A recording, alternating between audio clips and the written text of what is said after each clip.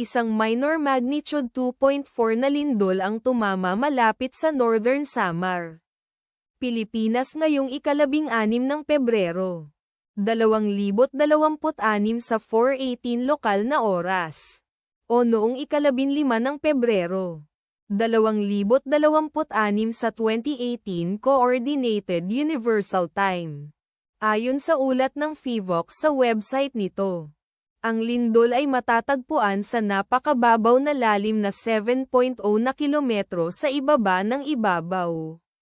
Sa coordinates latitude 12.51 at longitude 125.0.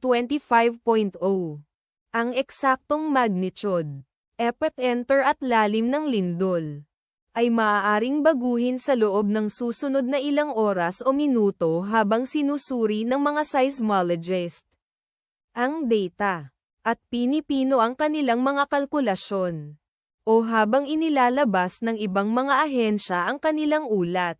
Kabilang sa mga bayan o lungsod na malapit sa sentro ng lindol ang Lawang, Northern Samar, na matatagpuan 7 kilometers mula sa sentro ng lindol. Katubig, Northern Samar, na nasa 13 kilometers ang layo. Flor, Northern Samar, na nasa 13 kilometers ang layo. Gamay, Northern Samar, na matatagpuan 36 kilometers ang layo. Ang inirerekomendang pagkilos ay maging mapagbantay para sa mga posibleng aftershocks na maaaring mangyari.